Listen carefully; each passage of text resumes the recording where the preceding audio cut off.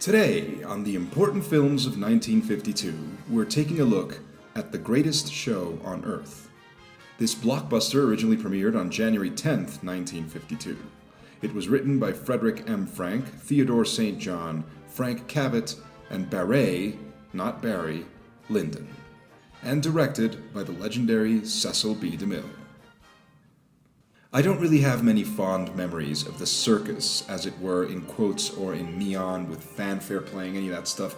I grew up in New York in the 1980s, and when I say that, I mean New York proper, what locals refer to as the city, that is to say, Manhattan, in the Lower East Side specifically, much of it in one loft or another in Chinatown, some of it spent in a swanky apartment high-rise near the South Street Seaport.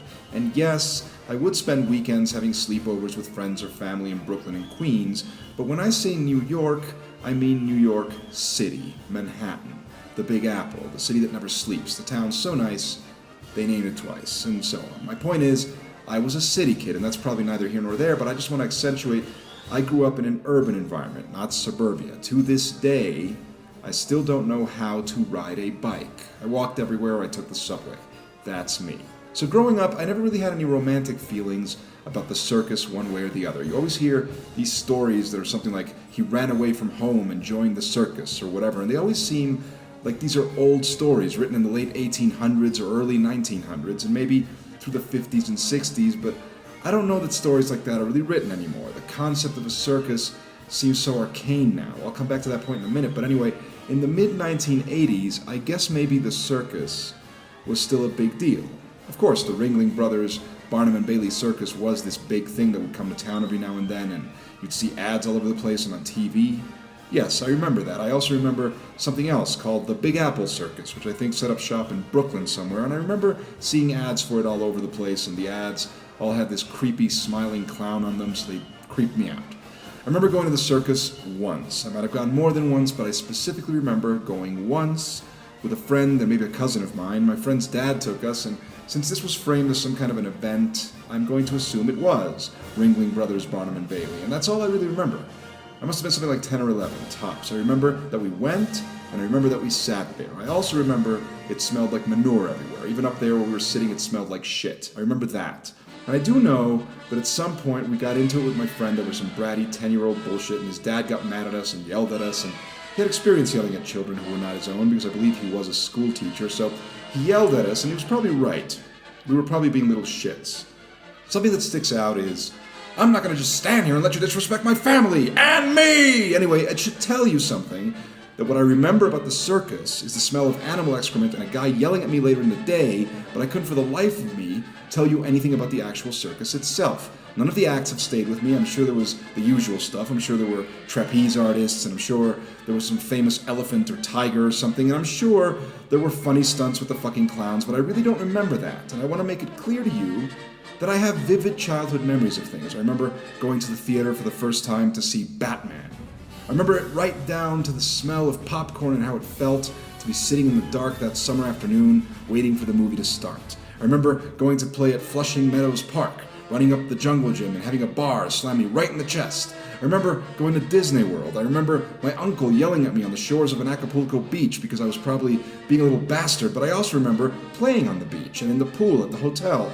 I have memories that go back even farther than that. I remember going for a night stroll with my father around West 4th Street and running into one of his old school friends. This was on Waverly Place, right by the McDonald's. I remember the playground and the guy standing there smiling at my dad with his arms crossed. I remember all that, but I don't remember the circus. All of which is a long-winded way of saying, I don't give a shit about the circus, and I never have, and I wonder if anyone does today. I really don't think they do. As I said, it must be a pretty arcane thing now, and we live in a different time where this particular treatment of animals is frowned upon to an extreme degree, right? I think nowadays when people think of a circus, they probably think more of Cirque du Soleil, which it seems to me is always just a big fancy acrobatic show set to new age and world music, and everyone speaks French. And no, I don't care about that either. But there was a time when a lot of people, most people in fact, cared about the circus. And so a movie like this could come along and be a gigantic hit, and basically the most popular blockbuster of its time, which is what The Greatest Show on Earth was back in 1952. It was the highest grossing film at the American box office for that year, also at the British box office. It was the highest grossing film in France the following year, in France, where they are supposed to be above such shallow American entertainment, and yet it made bank. It was the movie to see. That's what I'm trying to say. It is reportedly the first movie Steven Spielberg ever saw, and it immediately made him want to become a filmmaker himself. It had that kind of impact on him. So yes, it was a big deal is the point I am making. Sitting here now, 70 years later, I suppose I can see why. I can imagine this thing being a big deal if it was coming out at a time when something like it was rare and the subject matter was something that held some degree of fascination for people, because in a sense it is an attempt to bring the experience of going to the circus to life on a giant Technicolor canvas. And added to that, the film presumably takes you behind the scenes. It pulls back the curtain, so you get to see a little bit of what goes on when the crowds go home. You get to see how a circus works, with what I can imagine at that time must have been seen as documentary realism. That's certainly how this thing was hyped back then, and it's probably how a lot of people saw it at the time too, but if we're being honest, that's not really how it is. What the movie actually is, well, it's a behind-the-scenes soap opera about love triangle nonsense involving Charlton Heston as the guy who runs the show, Betty Hutton as the up-and-coming trapeze artist who loves him, Cornell Wilde as the big-cock trapeze star who comes between them, and Gloria Grahame as the woman who loves them both, or something. And on the sidelines you have Jimmy Stewart as a clown named Buttons, with a mysterious past, and that's why he never takes his makeup off, even when he's not performing. Lawrence Tierney and John Kellogg are the petty gangsters who are fucking things up by bringing organized crime into the circus environment and making it unsafe for the family audience. And Lyle Betger is a circus performer named Klaus who has an elephant act with Gloria Grahame, but flies into a jealous rage when she starts making goo-goo eyes at Cornell Wilde or Chuck Heston. And all of these personal conflicts are what the movie is actually about, and they all build towards the film's famous climax, which involves a spectacular train wreck.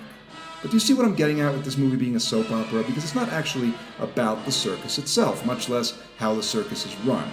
Well, there is a lot of circus spectacle on display, of course, and every once in a while, Cecil B himself will chime in on the narration with some pompous bullshit about, and when the poles come down, and the big top must be put away, or whatever he says. But the movie is not really about any of that. It's about romance.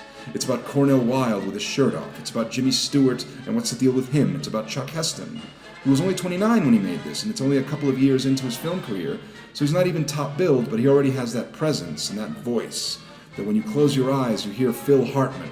He was only 29, but you gotta be fucking kidding me. That's one of the distracting things about watching these old movies, and it's how old, how senior, just about everyone looks.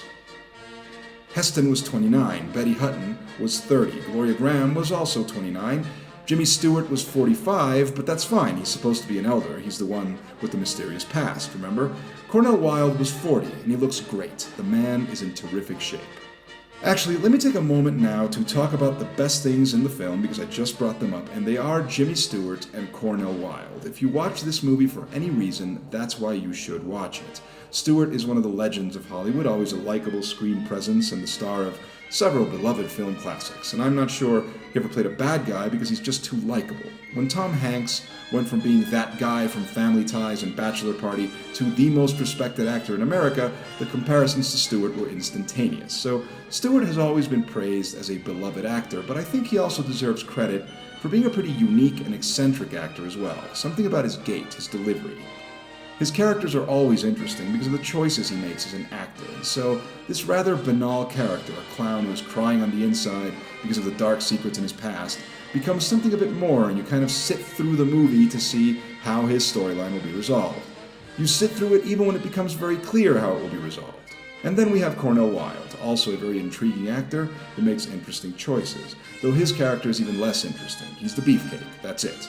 And then a second act twist adds wrinkles to his character, a semblance of complexity. But it doesn't really work because the nature of his character is so superficial to begin with. What does work is that Wilde not only looks great and makes you believe that he could be someone referred to as the Great Sebastian, he sells you on that through effortless charisma and charm, so that even when he's behaving in a manner that by today's standards would be seen as problematic and would undoubtedly call for this film to be pulled from streaming altogether, or at least add a disclaimer that says the streaming service in no way supports sexual harassment, and guys who come on too strong or are aggressive in their seduction techniques need to be shunned and stopped. And is Cornel Wilde cancelled? Can we cancel him because of the way his character behaves in this film? Oh, he's dead. He's been dead for over 30 years. Anyway, Cornel Wilde is great in the picture, is all I'm trying to say. No one else really makes much of an impression, to be honest. Not even good old Charlton Heston, who is basically just Charlton Heston, as usual, but this is before he played Moses, and before he became an action star, and before any of that stuff. Besides, in this picture, he's upstaged by Cornel Wilde, and later cold-cocked by a train. Actually, let's talk about the train wreck for a minute, because it's the big set piece of the film. It made an impression on Spielberg. It made such an impression on him that he paid tribute to it 60 years later when he produced Super 8. It's a good set piece. It's actually really well staged and still looks impressive. This is not CGI. These are miniatures, and afterwards, a very convincing set. So everything looks real. There's a sense of weight, of impact. You believe you just saw a massive train get derailed. It looks pretty terrific, and the villain of the picture gets a great, hilarious comeuppance within it, so overall, it's just really satisfying. I think the whole movie would probably be more satisfying overall if it were leaner.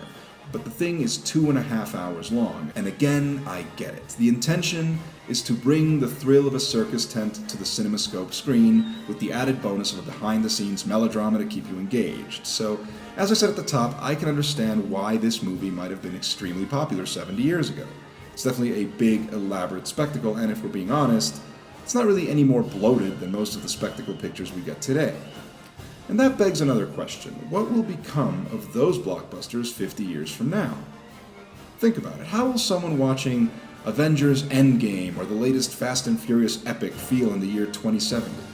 It's entirely possible they'll sit there, just as I am sitting here now, and they will say, yeah, I get why this thing was a big deal in 2020, but I sure can't imagine anyone giving much of a shit about guys in CGI and spandex for 3 hours now. When we really get down to it, spectacle doesn't necessarily stand the test of time, does it? I'm sure Spielberg still has a fondness for this film, and he probably always will, just like I will always enjoy sitting back with my popcorn and a Marvel movie. Because I grew up caring about comic books. But I never gave a shit about the circus.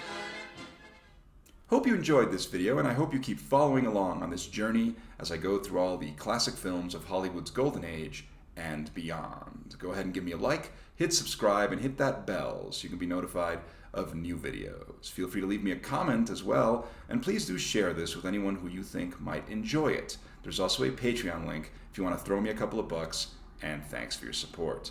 I'll be posting new videos in this series and others every couple of days or so, so just keep a lookout, and I'll see you next time.